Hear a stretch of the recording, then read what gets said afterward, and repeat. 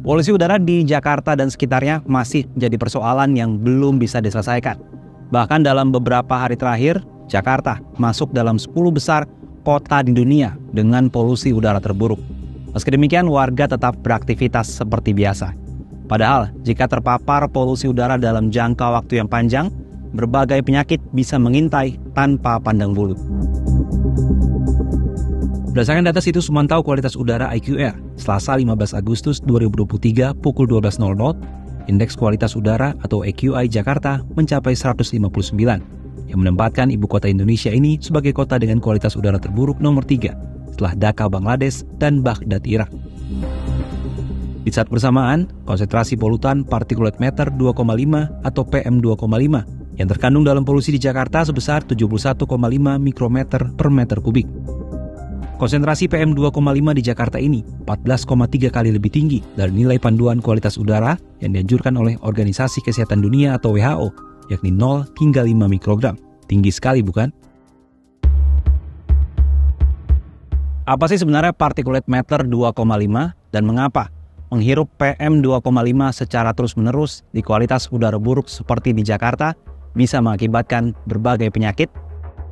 Guru Besar Ilmu Kesehatan Lingkungan Fakultas Kesehatan Masyarakat Universitas Indonesia, Budi Haryanto, Selasa 15 Agustus 2023 menjelaskan, PM2,5 merupakan partikel halus berukuran 2,5 mikrometer. Ukuran ini jauh lebih kecil dibandingkan dengan sehelai rambut yang diameternya sekitar 50 hingga 70 mikrometer.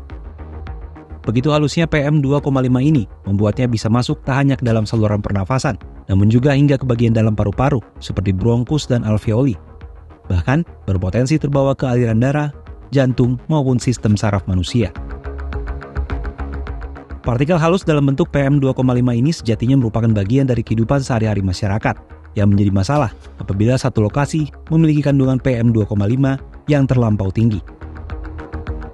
Budi menyebut kandungan PM2,5 biasanya memiliki senyawa beracun yang berbahaya bagi tubuh, seperti partikulat, ozon, nitrogen dioksida, sulfur dioksida, dan karbon monoksida. Jika terus-menerus dihirup dalam jangka panjang, ancaman penyakit seperti kanker, infeksi saluran pernapasan, serangan jantung, dan gagal ginjal bisa mengancam.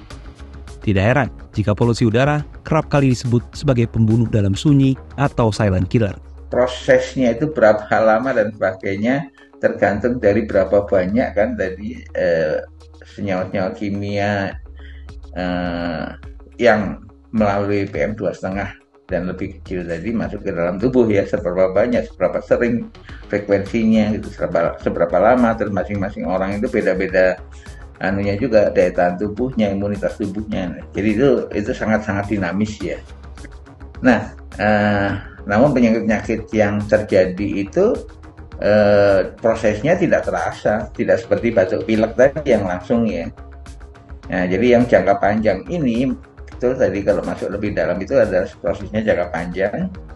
Terus kemudian ini akan pelan-pelan mengakibatkan berbagai kerusakan di dalam organ tubuh ya.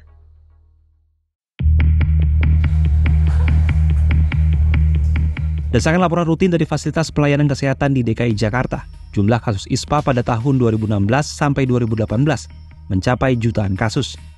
Rinciannya terdapat 1.801.968 kasus pada 2016, lalu 1.846.180 kasus pada 2017, dan 1.817.579 kasus pada tahun 2018.